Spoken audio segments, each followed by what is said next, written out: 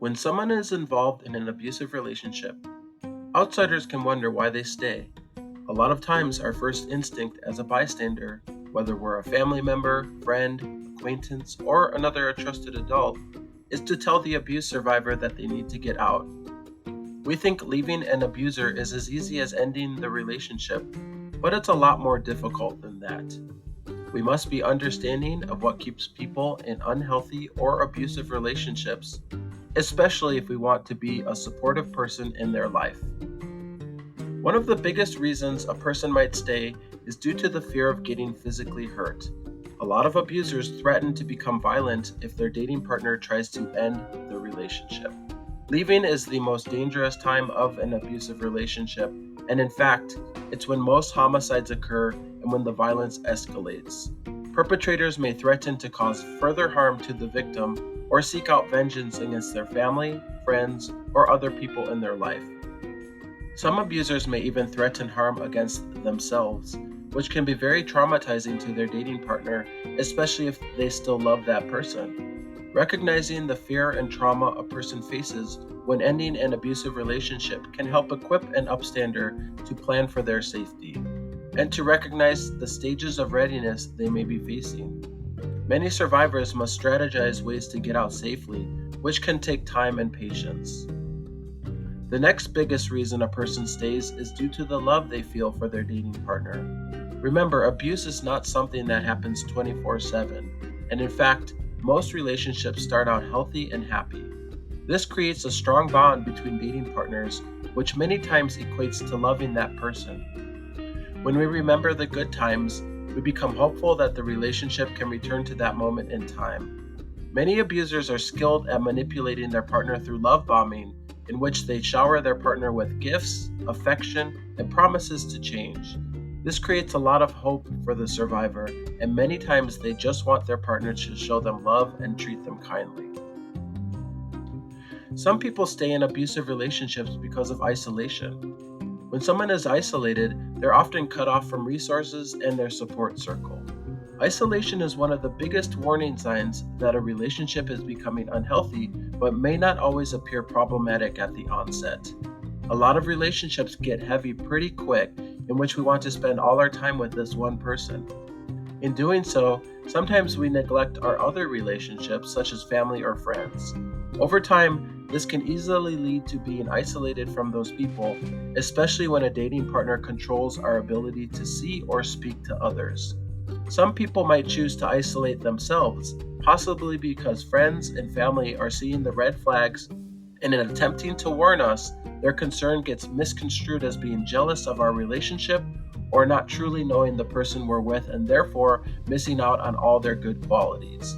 When a person becomes isolated from their support circle, it becomes much harder for others to know what's happening, and it's more difficult for survivors to reach out for help for fear that their support circle is burdened by the abuse. Some family or friends may even isolate themselves due to being mad about being ignored or left behind. All in all, isolation can be difficult to recognize, but it is a huge part of why people stay in abusive relationships.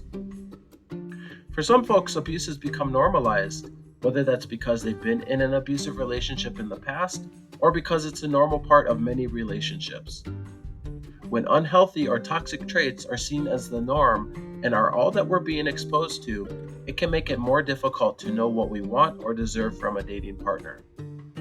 When an abuser gaslights their partner by convincing them that they're wrong or blaming the abuse on something done by the victim, it is tricky to know what to do or think. Normalized violence might even be due to family violence and trauma experienced as a child, in which some people view violence as a sign of love.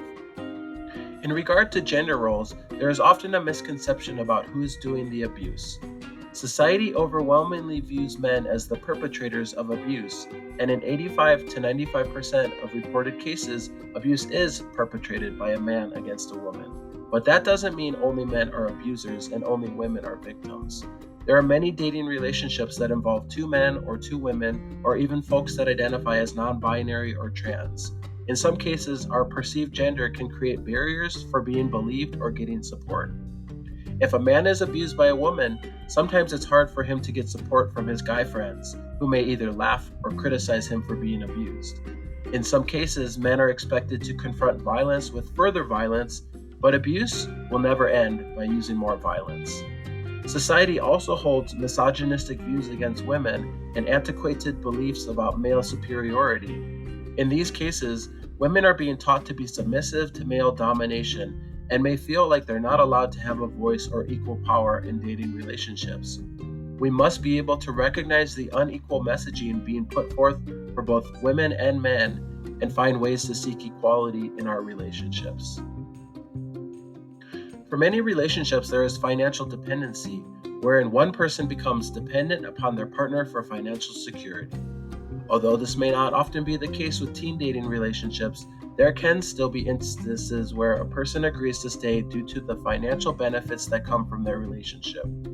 Maybe a sophomore is dating a junior or senior, and that older dating partner has access to a vehicle or has a job and therefore is more financially stable.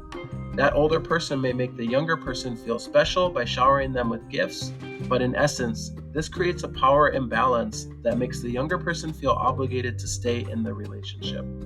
For others, financial abuse can mean limiting a person's access to money, giving a daily or weekly allowance, or prohibiting their partner from spending money without prior approval. When it's too expensive or cost prohibitive to move out and escape an abusive relationship, many people feel stuck and dependent upon their abusive partner for survival. Having kids can further exacerbate the situation. Due to emotional and verbal abuse, some folks may feel very embarrassed or have lost all their self-esteem. Hearing from an abusive partner, "No one will ever love you," can truly damage one's self-esteem and makes it difficult to envision a future without that person. We might have even entered into the relationship feeling confident, secure, and having high self-esteem. But over time, the emotional manipulation and constant criticism can wear down our self-worth to the point where we don't see ourselves as worthy of being loved. Emotional abuse can make a person feel so low, this may develop into depression, which doesn't automatically disappear once the relationship ends. Lower self-esteem also correlates to higher amount of insecurity and jealousy, which may play out as feeling the need to control and isolate a partner from others out of need to protect ourselves. This can create a self-destructive cycle of abuse from which it can be difficult to escape. And lastly, abuse is cyclical, meaning that it can continue on in perpetuity. If we grow up in a family where abuse is occurring, the trauma this creates can make it harder for us to know what a healthy relationship looks like. For some folks, they learn how to love from family. And if those family members are verbally, mentally, sexually, or physically abusive, this may be all they know for how to relate to others. Learning to communicate respectfully and establish boundaries can go a long way in developing healthy habits for future relationships. And just because a person experiences abuse or trauma doesn't necessarily indicate that they'll become that way against others.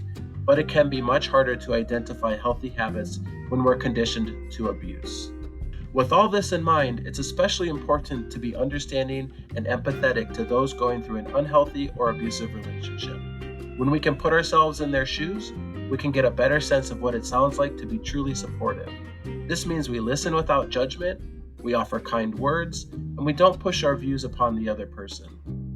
Even if it's difficult to understand their choices, remember, this is their life.